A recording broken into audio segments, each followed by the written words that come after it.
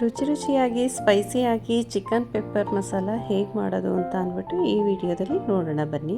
ಇದು ಬೇಕಾಗಿರುವ ಸಾಮಾನೆಲ್ಲ ನಾನು ಕಟ್ ಮಾಡಿ ಎತ್ತಿಟ್ಕೊಂಡಿದ್ದೀನಿ.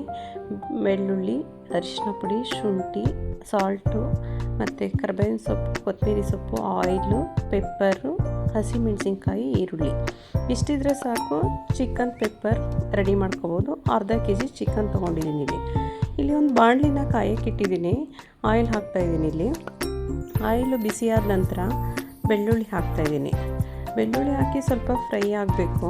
ಸ್ವಲ್ಪ ಕಲರ್ ಚೇಂಜ್ ಆಗೋ ತನಕ ಫ್ರೈ ಮಾಡಿಕೊಂಡು ಹಸಿ ಶುಂಠಿ ಕಟ್ ಮಾಡಿ ಚಿಕ್ಕದಾಗಿ ಇಟ್ಕೊಂಡಿದ್ದಲ್ಲ ಅದನ್ನು ಕೂಡ ಆ್ಯಡ್ ಮಾಡಿ ಸ್ವಲ್ಪ ಅದು ಕಲರ್ ಚೇಂಜ್ ಆಗೋ ತನಕ ಫ್ರೈ ಮಾಡ್ಕೋಬೇಕು. ನೆಕ್ಸ್ಟು ಇಲ್ಲಿ ಹಸಿಮೆಣಸಿಕಾಯಿನ ಆ್ಯಡ್ ಮಾಡ್ತಾಯಿದ್ದೀನಿ.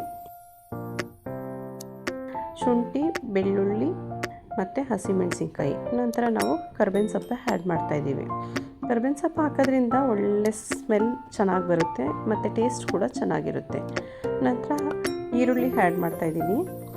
ಈರುಳ್ಳಿ ಸ್ವಲ್ಪ ಕಲರ್ ಚೇಂಜ್ ಆಗಬೇಕು, ಅಲ್ಲಿ ತನಕ ಫ್ರೈ ಮಾಡಬೇಕು. ಅದೇ ಟೈಮಲ್ಲಿ ನಾವು ಸ್ವಲ್ಪ ಸಾಲ್ಟ್ ಹಾಕಬೇಕು. ಈರುಳ್ಳಿ ಬೇಗ ಸ್ವಲ್ಪ ಫ್ರೈ ಆಗಬೇಕು ಅಂತಂದರೆ ಸಾಲ್ಟ್ ಹಾಕಿದರೆ ಬೇಗ ಫ್ರೈ ಆಗುತ್ತೆ ಈರುಳ್ಳಿ. ಅದರಿಂದ ಇಲ್ಲಿ ಸಾಲ್ಟ್ ಆ್ಯಡ್ ಮಾಡಿದ್ದೀನಿ. ಇದನ್ನು ಸ್ವಲ್ಪ ಕಲರ್ ಚೇಂಜ್ ಆಗಬೇಕು. ನೋಡಿ, ಕಲರ್ ಚೇಂಜ್ ಆಗಿದೆ.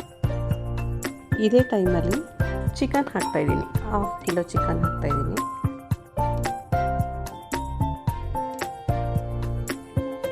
ಮತ್ತು ಇವಾಗ ಅರಿಶಿನ ಪುಡಿ ಆ್ಯಡ್ ಮಾಡ್ತಾಯಿದ್ದೀನಿ.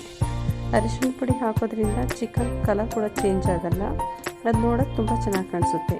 ಎಲ್ಲೋ ಹಾಕಿದರೆ ಅದ್ರ ಕಲರ್ ಒಂಥರ ತುಂಬ ಚೆನ್ನಾಗಿ ಕಾಣಿಸುತ್ತೆ. ಮತ್ತು ಹೆಲ್ತಿ ಕೂಡ ತುಂಬ ಒಳ್ಳೆಯದು. ಅರಿಶಿನ ಯೂಸ್ ಮಾಡೋದ್ರಿಂದ ಆ್ಯಂಟಿ ಆಕ್ಸಿಡೆಂಟಾಗಿ ಕೂಡ ಹೆಲ್ತಿಗೆ ಕೆಲಸ ಮಾಡುತ್ತೆ.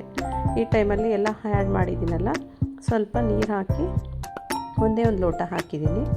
ಇದೆಲ್ಲ ಚೆನ್ನಾಗಿ ಮಿಕ್ಸ್ ಮಾಡಿ ಮುಚ್ಚಳ ಇಟ್ಟು ಎಲ್ಲ ಮಸಾಲೆ ಹಿಡಿಯೋ ತನಕ ಒಂದು 10 ಮಿನಿಟ್ಸು ಬೇಯೋಕ್ಕಿಡಬೇಕು. ನೋಡಿ, ಇವಾಗ ಬೇಯ್ತಾ ಇದೆ. ಎಲ್ಲ ಮಸಾಲ ಕೂಡ ಚೆನ್ನಾಗಿ ಹಿಡಿದಿದೆ. ಈ ಟೈಮಲ್ಲಿ ಪೆಪ್ಪರ್ನ ಆ್ಯಡ್ ಮಾಡಬೇಕು. ಪೆಪ್ಪರ್ನ ಇಲ್ಲಿ ಪೌಡ್ರ್ ಮಾಡಿ ಇಟ್ಕೊಂಡಿದ್ದೆ, ಅದನ್ನು ಹಾಕ್ತಾಯಿದ್ದೀನಿ. ಒಂದು 3 ಸ್ಪೂನ್ ಹಾಕಬೇಕು. ಪೆಪ್ಪರ್ ಮಸಾಲ ಆಗಿರೋದ್ರಿಂದ ಸ್ವಲ್ಪ ಪೆಪ್ಪರ್ನ ಜಾಸ್ತಿ ಯೂಸ್ ಮಾಡೋದ್ರಿಂದ ಕಲರ್ ಕೂಡ ಸ್ವಲ್ಪ ಬ್ಲ್ಯಾಕಾಗಿ ಬರುತ್ತೆ, ಚೆನ್ನಾಗಿ ಬರುತ್ತೆ, ತುಂಬ ಚೆನ್ನಾಗಿರುತ್ತೆ. ಹಾಕಿ ಎಲ್ಲ ಮಿಕ್ಸ್ ಮಾಡ್ತಾಯಿದ್ದೀನಿ. ನೀರೆಲ್ಲ ಸ್ವಲ್ಪ ಡ್ರೈ ಆಗೋ ತನಕ ನಾವು ಇದನ್ನು ಚೆನ್ನಾಗಿ ಫ್ರೈ ಮಾಡ್ತಾ ಇರಬೇಕು. ಫ್ರೈ ಮಾಡಿದರೆ ಎಲ್ಲ ಫುಲ್ಲು ಡ್ರೈ ಥರ ಆಗುತ್ತೆ. ಆವಾಗಲೇ ತುಂಬ ಟೇಸ್ಟಿಯಾಗಿ ಎಲ್ಲ ಮಸಾಲ ಹಿಡಿದಿರುತ್ತೆ. ನೋಡಿ, ಇವಾಗ ಆಲ್ಮೋಸ್ಟ್ ರೆಡಿಯಾಗಿದೆ. ಈ ಟೈಮಲ್ಲಿ ನಾನು ಕೊತ್ತಂಬರಿ ಸೊಪ್ಪು ಹಾಕಿ ಗಾರ್ನಿಷ್ ಮಾಡಿದ್ದೀನಿ. ಇದನ್ನು ರೈಸ್ ಜೊತೆ, ಚಪಾತಿ ಜೊತೆ ಮತ್ತು ದೋಸೆ ಜೊತೆ ಎಲ್ಲ ತಿನ್ನೋಕ್ಕೆ ತುಂಬ ಚೆನ್ನಾಗಿರುತ್ತೆ. ನೀವು ಕೂಡ ಒಂದು ಸಲ ಟ್ರೈ ಮಾಡಿ, ಹೇಗೆ ಬಂತು ಅಂತ ಕಮೆಂಟ್ ಮಾಡಿ.